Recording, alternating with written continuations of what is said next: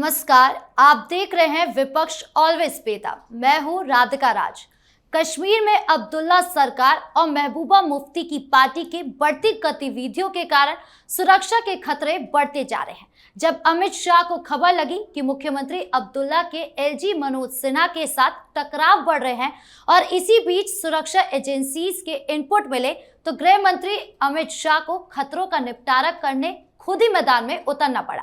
यानी वो 2 दिन के लिए कश्मीर के दौरे पर पहुंचे, जहां अमित शाह ने उपराज्यपाल और सुरक्षा अधिकारियों के साथ मीटिंग बुलाकर गद्दार गैंग के खिलाफ बड़े एक्शन के फैसले लिए, जिससे ये साफ है कि पाकिस्तानी एजेंट्स की मुसीबतें बढ़ने वाली है। और न केवल कश्मीर के मुख्यमंत्री परेशान है, बल्कि पंजाब के मुख्यमंत्री का भी यही हाल है। बढ़ते अपराध और आप नेताओं की हत्या के कारण भगवत मान और केजरीवाल की मुसीबतें बढ़ती जा रही हैं। यानी कश्मीर से लेकर पंजाब तक विपक्ष बुरी तरह फंसा हुआ है। इन दोनों मुद्दों पर चर्चा करने के लिए मेरे साथ स्टूडियो में मौजूद है कैपिटल टीवी के editor in chief doctor Manish Kumar और executive editor Rajeev Kumar. Sir, आप दोनों का बहुत बहुत स्वागत है। धन्यवाद। सर, अचानक ऐसा क्या हुआ कि अमित शाह को कश्मीर जाना पड़ा? देखिए, भारतीय सुरक्षा के लिए गृह मंत्री अमित शाह संकट मोचक हैं। जानकारी कई सारी आ रही है, वो डिटेल मैं आपको बताऊंगा, लेकिन कुछ पॉलिटिकल गतिविधियां भी चल रही है। अमित शाह आने वाले हैं, लगे तारीफ की पुल बांधने की केंद्र सरकार बड़ा अच्छा काम कर रही है। मोदी को धन्यवाद, अमित शाह को धन्यवाद, ये मुख्यमंत्री अब्दुल्ला ने कहना शुरू किया। क्यों? क्योंकि उनकी हालत खराब है। ये एक नई घटना घटी है और कल दिन भर मीडिया में, वहाँ के स्थानीय मीडिया में और नेशनल मीडिया में ये बात चलने लगी कि क्या ये अब्दुल्ला पलटी मारने वाले हैं क्या। लेकिन ये जो गृह मंत्री का वहाँ जाना, ये 3-4 सीरियस चीज़ों की ओर इशारा कर रहा है। पहली चीज़ ये कि एक तो क्लियर कट इनपुट भी है और ये दिख भी रहा है कि पाकिस्तान फिर से कोई नापाक हरकत करना चाह रहा है। कारण ये कि वहाँ जिस तरीके से पाकिस्तान के अंदर गतिविधियाँ चल रही हैं, जिस तरीके से मजाक उड़ रहा है अमेरिका को लेकर के, ईरान को लेकर के, इजराइल को लेकर के, और मस्जिद में ये जो 70 आदमी के आसपास लोगों की जो मौत हो गई और आईएसआईएस का जो एक आया कि उन्होंने किया है ये काम, तो लेजिटिमेसी को बरकरार रखने के लिए हिंदुस्तान के ऊपर फिर से कोई नापाक हरकत की जा सकती है, तो इसको कैसे रोका जाए। अमित शाह कुछ दिन पहले बंगाल में थे। ये भी खबर आई कि बंगाल में बैठ करके उन्होंने बीएसएफ और आर्मी के साथ भी वहाँ पे कोऑर्डिनेट किया कि ताकि ये जो पाकिस्तानी कुछ लोग जो वहाँ बांग्लादेश पहुँच करके ईस्टर्न बॉर्डर के जरिए आतंकवाद लेकर के आना चाहते हैं, उसके ऊपर भी कड़ी कार्रवाई। तो अभी आप देखिए कि ये जो गद्दार गैंग हिंदुस्तान के अंदर बैठा हुआ है, वही फैसिलिटेट करता है इस तरह की चीज़ों को। तो ये जो जानकारियां आ रही हैं, जो इनपुट्स मिल रहे हैं, उसके खिलाफ कैसे सचेत रहने का, फिर से कोई पहलगाम ना हो जाए, उसकी ही समीक्षा करने के लिए अचानक से अमित शाह कश्मीर पहुंचे हैं। अचानक से अमित शाह कश्मीर तो पहुंचे, लेकिन सवाल यह है कि अब अब्दुल्ला सरकार क्या करने वाली है, उनका अगला ऑप्शन क्या है? देखिए, अब्दुल्ला सरकार कुछ करने वाली नहीं है। जो पहले से हो रहा है उसी को लेकर परेशानियां बढ़ी थी। अब्दुल्ला सरकार की औकात अभी कश्मीर में वो नहीं है जो पहले कभी हुआ करती थी। यूनियन टेरिटरी है तो वहाँ न ट्रांसफ़र पोस्टिंग कर सकते, न अधिकारियों के साथ साठगांठ कर सकते, न उन लोगों को बचा सकते जो कि वहाँ पर टेररिस्ट का सिंपैथाइजर रहा है। और इसी बात के लिए पिछले कुछ समय से चर्चा चल रही थी कि पाकिस्तान प्रायोजित आतंकवाद फिर से एक्टिवेट हो गया है जम्मू कश्मीर में। इनपुट मिले थे आईबी से, और फिर कुछ ऑपरेशंस चले जिसमें लश्कर का आतंकी भी मारा गया, और फिर जानकारी मिलने लगी कि अब कुछ ऐसे लोगों के खिलाफ भी एक्शन होगा जो कि डायरेक्ट आतंकवादी तो नहीं, लेकिन आतंकवादियों को पनाह देने में एक भूमिका निभाते हैं। जिसको गद्दार गैंग कहा जाता है। और इस बीच उसको शील्ड देने का काम ये महबूबा मुफ्ती या उमर अब्दुल्ला कर रहे थे, जबकि सरकार ने एक फैसला लिया कि जितनी मस्जिदें हैं कश्मीर के अंदर, वो सारी मस्जिदों के मौलवी मौलाना मुफ्ती, उन सबका फ़ोन नंबर, उनका अकाउंट नंबर, उनके पूरे डिटेल सब कुछ जमा होना चाहिए, ताकि जानकारी रहे कि इनके अकाउंट में पैसे कहाँ से आ रहे हैं, इनके मोबाइल में फ़ोन कहाँ से आ रहे हैं, इनको किस बात की जानकारी दी जा रही है, और जुमे की नमाज के दौरान ये जो तकरीर देते हैं उससे क्या आगे परेशानी पैदा होने वाली है, मतलब भड़काऊ बातें करने वाले हैं। इन बातों के लिए अब कोई बड़े एक्शन की तैयारी जम्मू कश्मीर में थी कि ये जो लोग सिंपैथाइजर हैं, कश्मीर में आतंकवाद के लिए दिमाग पैदा करते हैं, यानी जो बार बार ये चर्चा चली कि जिस तरीके से टेरिटरी पर हमारा कब्जा है और कश्मीर के घाटी के क्षेत्रों के मुसलमानों के दिमाग पर पाकिस्तान का जहर बोया जाता है, उसको बाहर निकालना पड़ेगा। यानी आतंकवाद को जड़ से मिटाने के लिए उसके जड़ में उसी तरीके से चीनी डालनी पड़ेगी जैसे चाणक्य ने कभी कांटे को खत्म करने के लिए चीनी डालकर चींटियों से उसका सफाया किया था। तो इसी बात को लेकर अभी सिक्योरिटी अधिकारी, एलजी, ये सब इन बातों की चर्चा कर रहे थे कि अब गृह मंत्री के साथ एक मीटिंग चाहिए, ताकि आगे आने वाले समय में जब ये पूरे नेटवर्क को तोड़ा जाए, कुछ लोगों की गिरफ्तारी होगी, तो ये पॉलिटिकल पार्टियां जो वहां घाटी के क्षेत्र में मुसलमानों की राजनीति करती है, वो फिर से दंगा भड़काने की कोशिश करेगी, गुपकार गैंग एक्टिवेट होगा और महबूबा मुफ्ती, उमर अब्दुल्ला सब इसका इस्तेमाल करेगा। तो इसलिए अमित शाह को जाना पड़ा जम्मू कश्मीर अचानक से, जबकि दिल्ली में इतनी पॉलिटिकल गतिविधियां चल रही है, और वहां जाकर उन्होंने ताबड़तोड़ मीटिंग ली।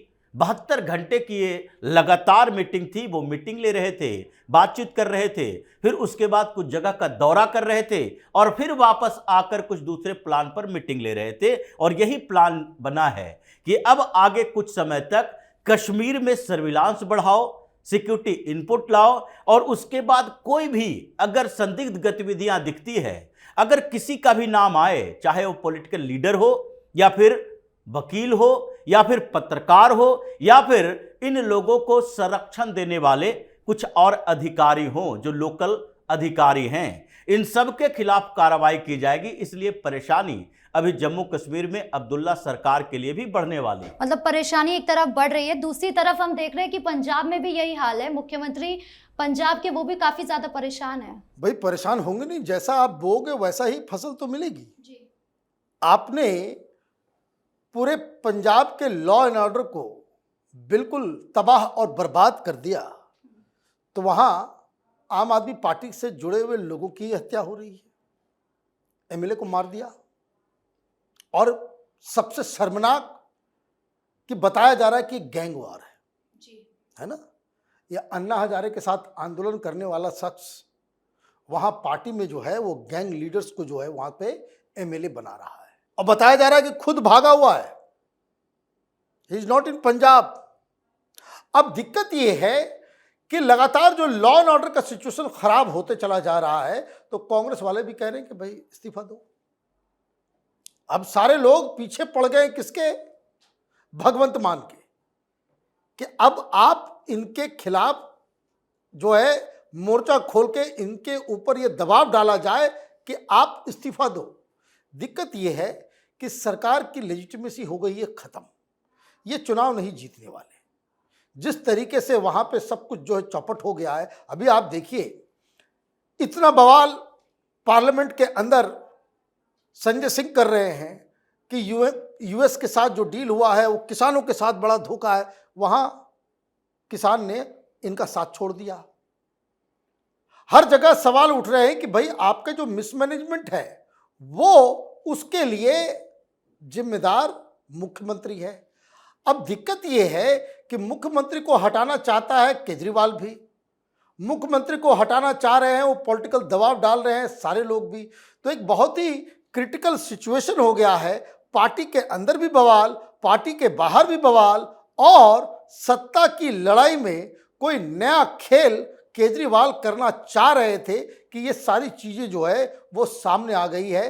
तो ऐसा लग रहा है कि जो हाल दिल्ली में हुआ है केजरीवाल का, आम आदमी पार्टी का वही हाल पंजाब में होने जा रहा है। मतलब दिल्ली में जो हुआ है वही पंजाब में होने वाला है। इसीलिए सवाल यही उठ रहा है कि क्या पंजाब अब छिनने वाला है केजरीवाल से? देखिए, केजरीवाल से तो पंजाब छीन चुका है। अरविंद केजरीवाल का कंट्रोल खत्म है, क्योंकि आम आदमी पार्टी के अंदर इस बात की चर्चा चली कि अगर अरविंद केजरीवाल और उसकी दिल्ली की टीम पंजाब चुनाव तक इसी तरह से एक्टिव रहा तो जो सवाल उठा रहे हैं विपक्ष में बैठी पार्टियां, जो बार बार इस बात को दोहरा रहे हैं कि देखो केजरीवाल कहीं दिख गया इसका मतलब दिल्ली का कंट्रोल है, अगर मनीष सिसोदिया दिख गया तो दिल्ली का कंट्रोल है, सत्येंद्र जैन, ये सब दिखने नहीं चाहिए, पर्दे के पीछे रहो। इसलिए आजकल अरविंद केजरीवाल पंजाब के बदले गोवा का चक्कर ज्यादा लगा रहे हैं। गोवा जाकर घूमते हैं, अतिशी मार्लेना भी जाती है, प्रभारी है, और ये लोग कहते हैं संगठन बना रहे हैं, पंचायत से लेकर विधानसभा लोकसभा तक संगठन बना रहे हैं गोवा में जाकर,